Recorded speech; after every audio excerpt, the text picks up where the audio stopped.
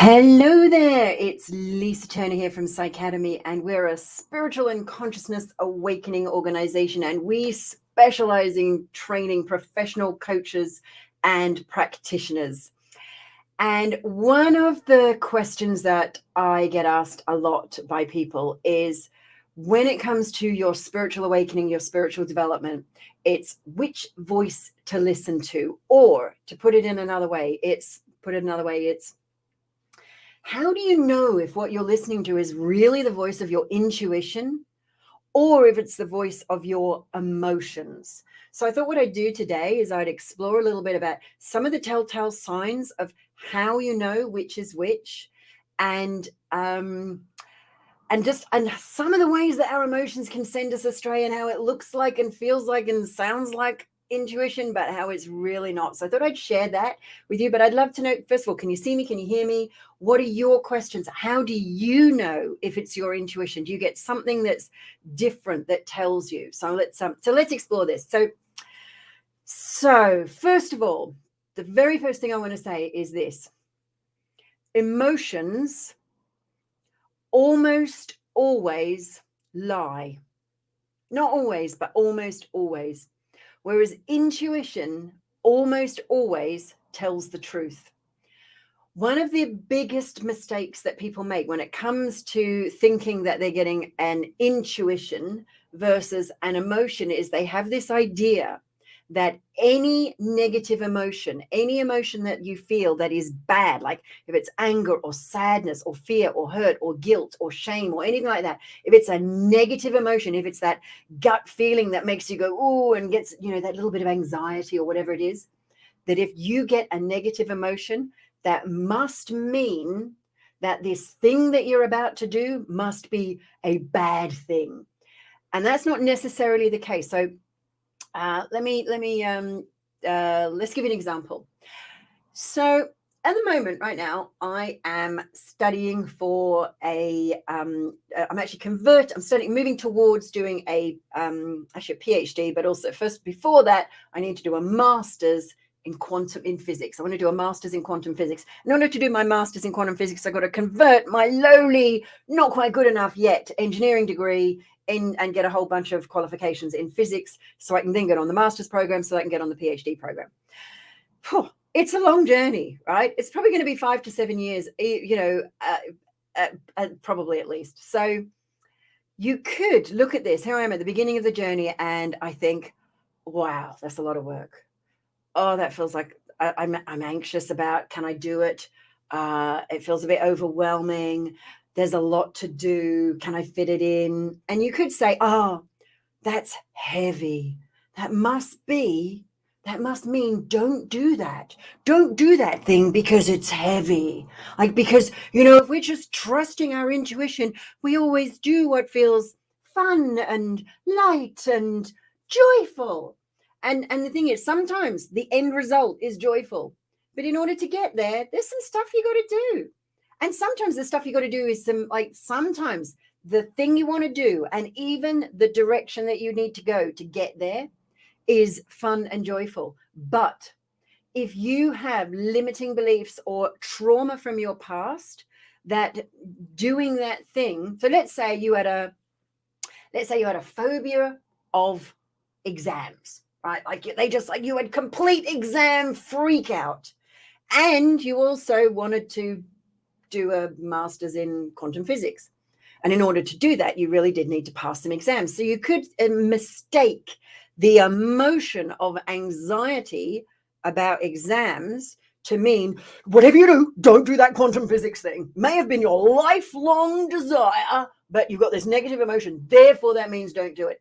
And that is BS. It's bullshit.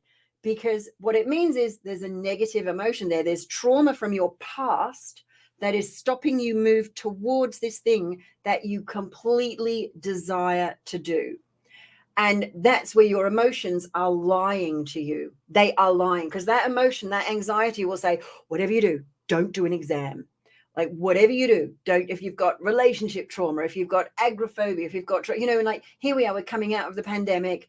People, we're going to start hugging each other. Apparently we're allowed to hug now, but not face to face. I don't know, what's that mean? Public spooning or something? Who knows?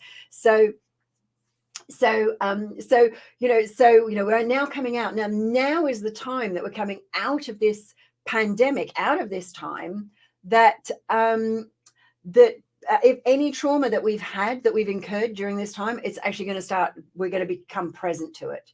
That's what's probably going to happen right now.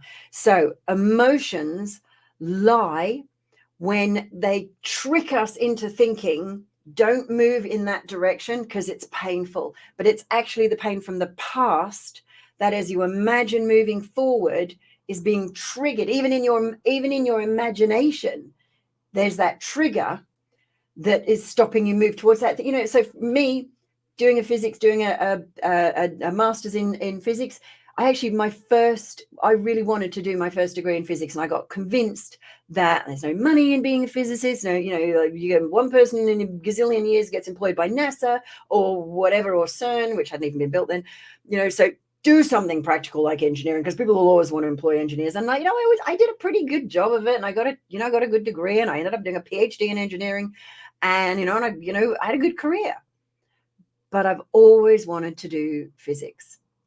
And so this is a lifelong dream for me. So here's where emotions lie. Here's another place they lie. And it's like sometimes, so there's a difference between a trigger and information.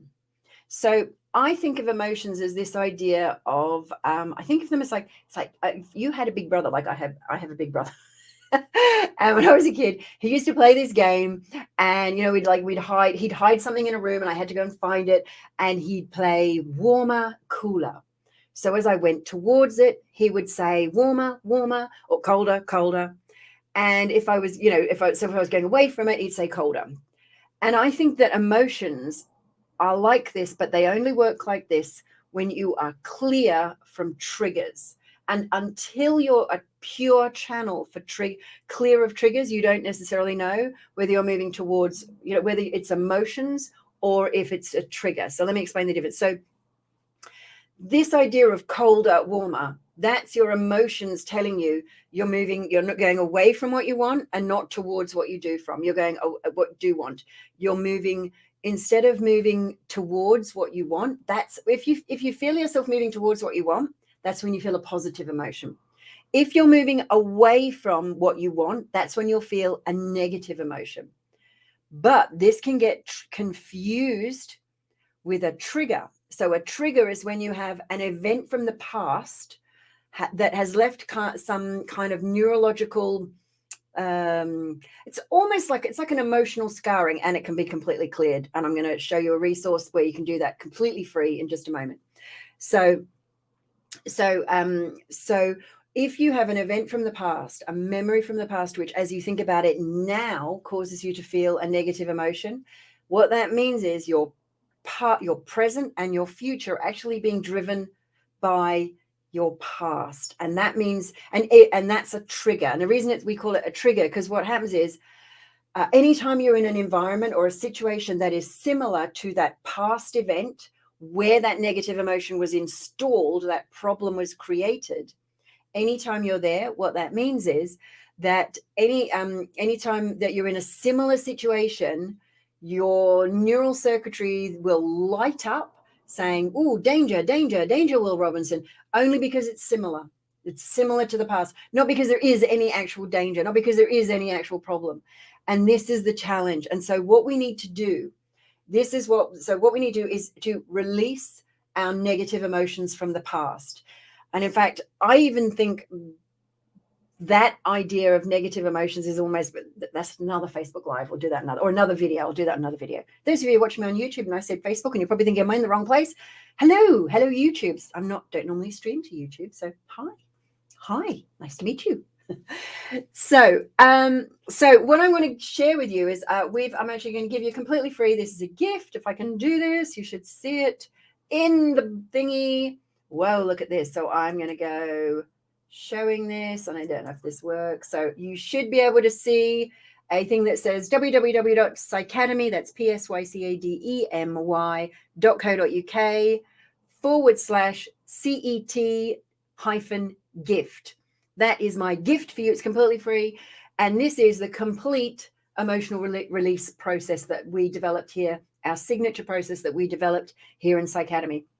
It's been used to treat PTSD in the military. It's been used to coach lots and lots of business leaders, politicians, and all kinds of people. And it's used to reset your neurology to zero, so that where you have resistance, where you have negative emotions, blocks that stop you growing and expanding and stop you feeling anything other than the information from the present. Because think about it like this. So that's what set will do. So you want to set aside, no pun intended. Set, it stands for conscious emotional transformation, does pretty much what it says on the tin. And my invitation is to set aside a couple of hours. It's, as I say, it's completely free, but the only thing you need to contribute is your time, and only if you want the result of being free from your negative emotions from the past. There's some exercises to do, some videos to watch to explain the process, completely free training, and then you get taken through the process. The only thing I ask, no payment, don't ask for that. If you want to donate, that's fine, but it's entirely up to you. What I would love you to do is if you paid it forward, if you passed it on to someone else. So that's all I ask. What set does is it removes anywhere where your emotional guidance system, your intuition, is blocked or filtered or damaged by that experience of negative emotions from your past. So it's a bit like the tracking on your car, or you have your tracking on your cars. Have you ever had a car that always pulls to the left or pulls to the right? And it's like, you can absolutely steer straight, you can absolutely keep it on the road, but you have to constantly fight it to keep it going straight. That's what happens when you have negative emotions from the past that are still running the present.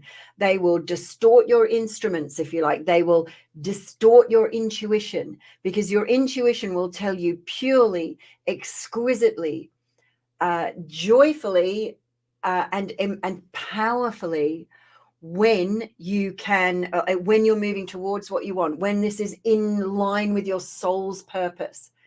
And that doesn't mean it always feels light and fluffy and pink. It sometimes might feel powerful and compelling and strong, but it won't feel painful or traumatic, because that's when you have negative emotions. Now, sometimes people find it really easy to confuse emotions with intuition, because they have this, I don't know where it comes from, this idea that if it feels good, then it must be intuition. Well, sometimes eating cheesecake feels good. And I think we could safely say that, intuitively speaking, if you ate nothing but cheesecake and didn't ever do any exercise, that probably wouldn't be the great thing for your health, the best thing for your health.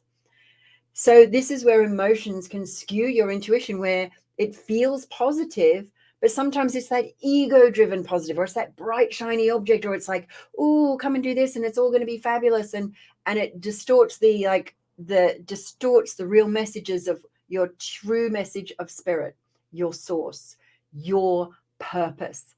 So head on over and please take this. It's a free gift. Take it, don't take it. It's there for you. It's just there. If it's for you, use it. If it's not, don't. If it's for someone else, pass it on. If it's for you and someone else, do both. Let me know what you think. Where do you know it's your intuition, whether it's your ego, whether it's your emotions? How do you know whether it's your powerful intuition guiding you forward? And I hope you liked my little video. Well, let me know what you think. Hope you're doing really well. I hope you have everything that you need and desire. And I look forward to seeing you next time. Huge love from me to you, my heart to your heart. Bye.